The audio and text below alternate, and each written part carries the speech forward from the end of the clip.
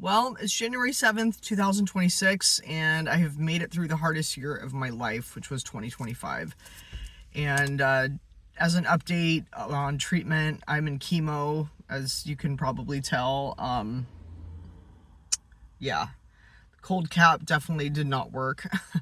I have like a little bit of hair, but I pretty much have lost it all. My eyebrows and eyelashes as well are all but gone. Um, I've 8 rounds in. I had a really good PET scan in December, which was really encouraging. And it had things like metabolically inactive and, your liver tumors have all but cleared up and your bone lesions are healing and all this great stuff. My lung nodule has shrunk to 0.7 centimeters.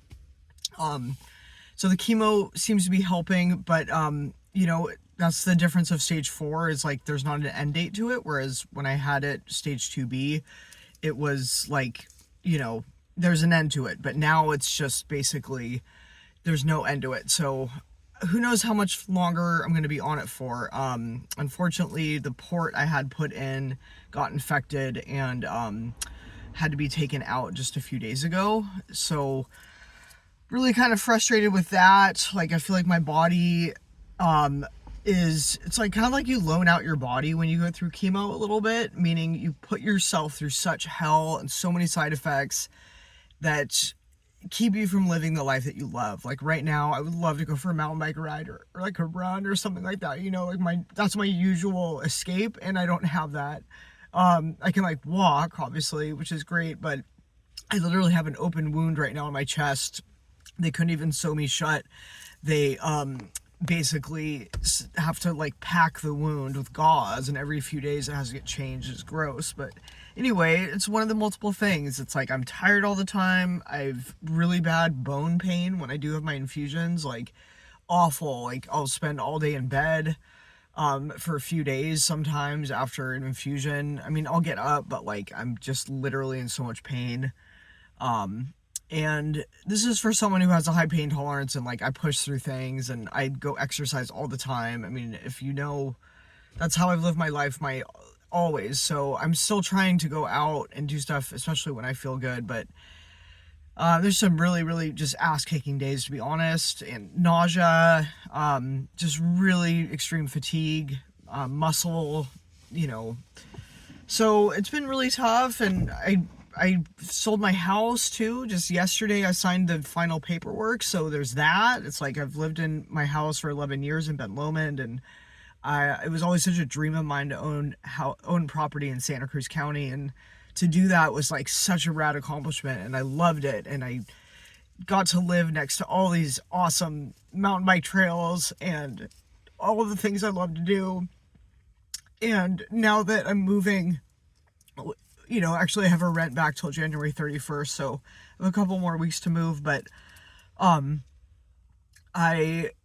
am also realizing it's kind of like closing a chapter on my life, and I've lived in Santa Cruz for 27 years total, so this is my stomping grounds, and I'm really, really excited for the next adventure. I'm so excited to move in with my boyfriend George and find like a great place together, and with Bo and everything, and but right now we're going to go to San Jose to start his apartment. Thank goodness he has a place right now, but, I'm going to look for something elsewhere eventually. But, first and foremost, I need to get healthy.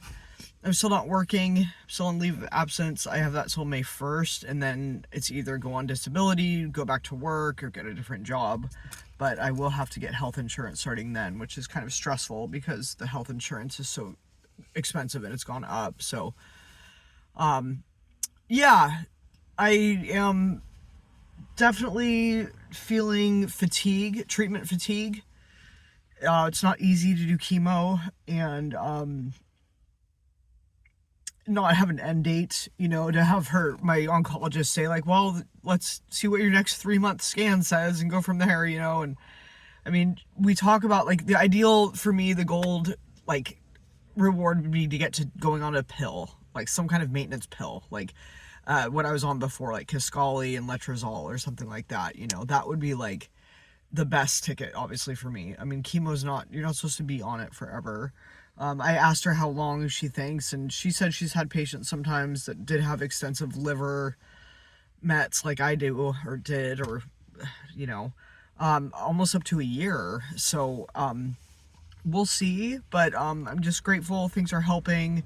But I miss my life so much. There's so many different, so I'm in menopause obviously now too, so there's like, it's just this last year has been, I've felt like crap too. That's the thing. Over the last year, it's like I have literally felt bad. I was thinking about it. I was like, God, I've spent like the entire last year feeling bad, sick, bloated.